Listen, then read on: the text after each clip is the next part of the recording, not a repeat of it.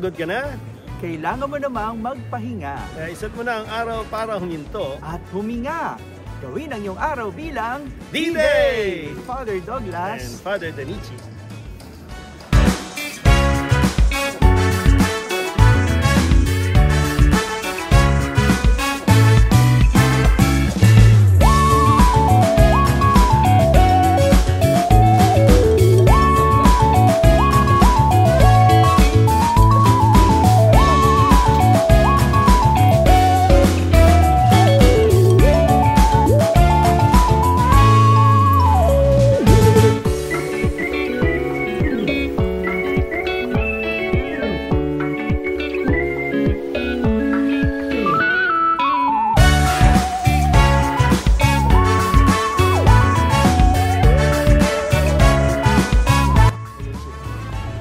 Punta tayo sa Basilica ni St. Anthony of Padua dito sa Padova, Italy.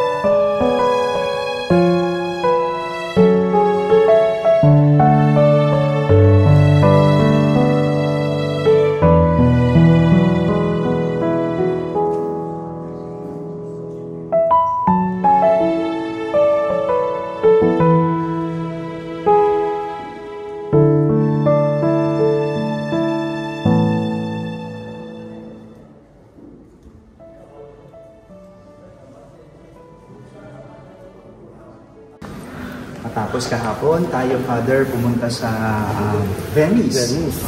At nagpunta tayo doon sa St. Stefano Parish. St. Marcos Basilica. Yan. Ngayon naman, nandito tayo sa Basilica ni St. Anthony of Padua. Baka yung iba ma-confuse, no? Kahit ako kanina, nagkaroon ng Padua dito.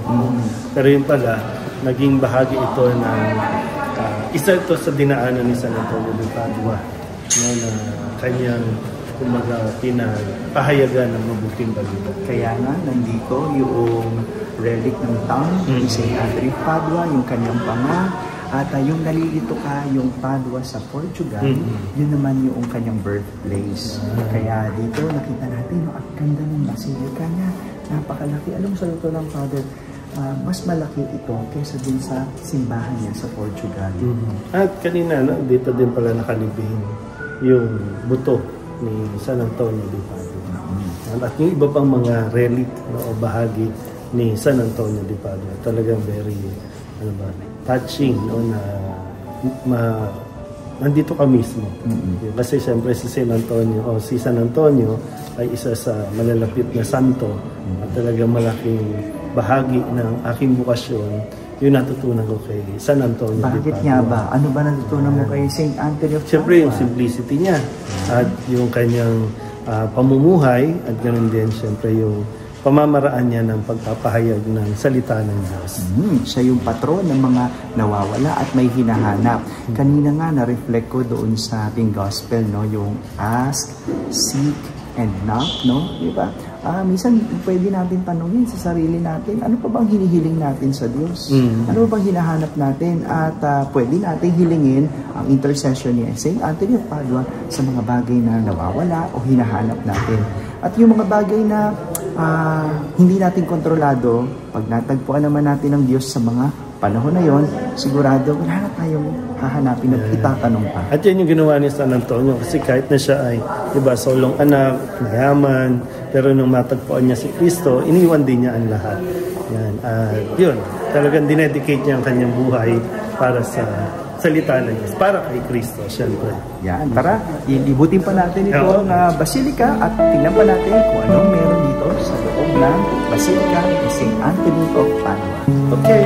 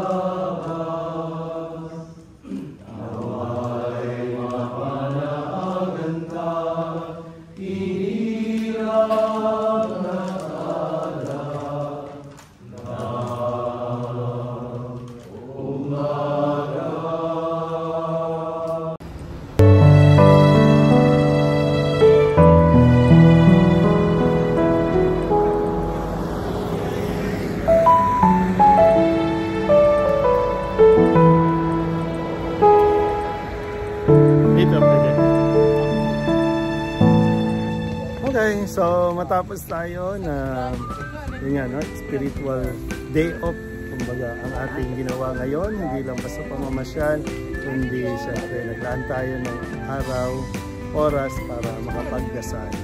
Yan, at ito naman pinaka-importanteng pahinga, yung tayo'y panatag at nakakahinga kasama ang ating Panginoon. Kaya Father, no, kanina yung mga nakita natin sa loob, napakaganda. Napakaganda at saka iba naman sa napuntahan natin ng mga nakalipas na araw. Parang dito, no, merong yung amazement mo, talaga yung wow.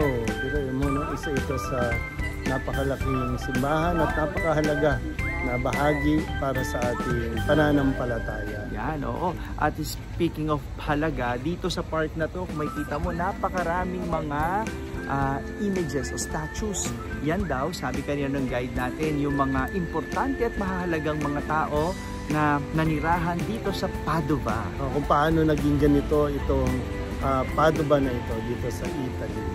Yan, kaya samahan nyo kami ulit sa susunod naming pahinga, sa susunod nating D-Day. Yan. Kaya kung pagod ka na, kailangan mo namang magpahinga. Kaya isa't mo na ang araw para huminto at huminga. Gawin ang iyong araw bilang D-Day!